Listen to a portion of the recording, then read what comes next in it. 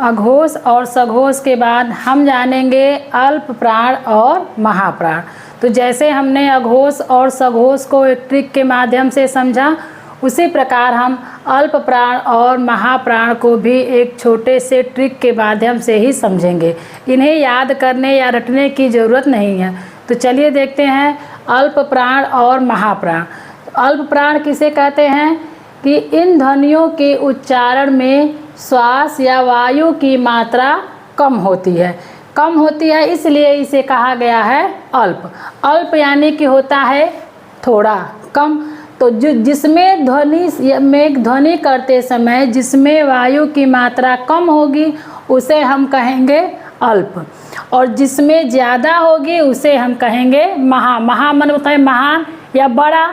तो इस तरह से आप याद करिए कि जिसमें ध्वनियों की उच्चारण करते समय जिसमें श्वास की मात्रा कम होती है, अल्प होती है, तो वो हो जाते हैं अल्प प्राण। और जिन ध्वनियों के उच्चारण करते समय श्वास की मात्रा अधिक होती है, बड़ा होता है या ज़्यादा होता है, तो उसे हम कहेंगे महाप्राण। ठीक है, तो इसका ये ट्रिक आप लोग अच्छे से याद कर लीजिए कि जिसमें वायु की मात्रा कम होगी तो वो होगा अल्प प्राण, और जिसमें वायु की मात्रा अधिक होगी तो वो होगा महाप्राण। ठीक है, तो ये हो गया इसका परिभाषा। अल्प प्राण इन ध्वनियों के उच्चारण में श्वास या वायु की मात्रा कम होती है। जैसे कौन कौन से हैं, अब आप इसको देखिए। इसका ट्रिक है 1 2 1 3 और 5। 1 है, 3 है और 5, यानी कि 1 यानी पहला वर्ड, 3 तीसरा और 5वां। वर्ग का पहला वर्ड, तीसरा वर्ड और 5वां वर्ड के सभी अक्षर तो कौन कौन से हैं देख लेते हैं। कौन कौन से हैं?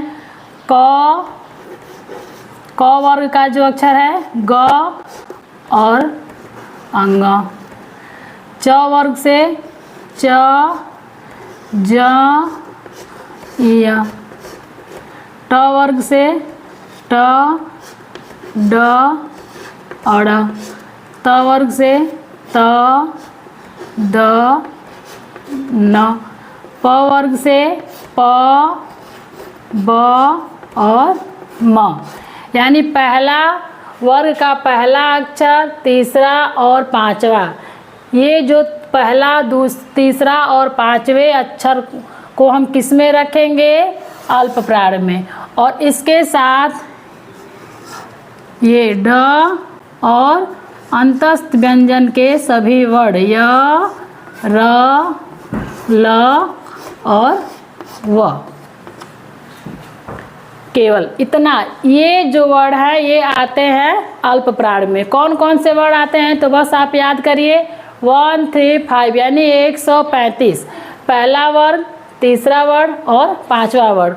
ये जो स्पर्श व्यंजन के वर्ग हैं इसका पहला वर्ग के पहले वर्ड, तीसरे वर्ड और 5वें वर्ड को हम किस में रखेंगे?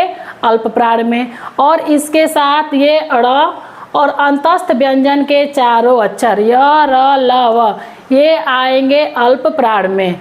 और बाकी जो बच गए सारे महाप्राण में। तो महाप्राण में कौन कौन सा होगा? दूसरा और चौथा। ठीक है, दूसरा और चौथा में देखिए कौन कौन सा है तो ख और घ। दूसरी लाइन से छ और झ। तीसरी लाइन से ठ और ढ। चौथी लाइन से त, थ होगा ना, थ और ध। और 5वीं लाइन से फ और भ, फ और भ।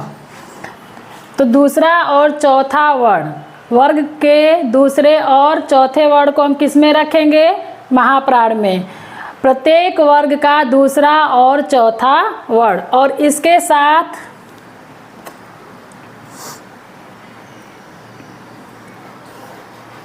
ड और ऊष्म व्यंजन।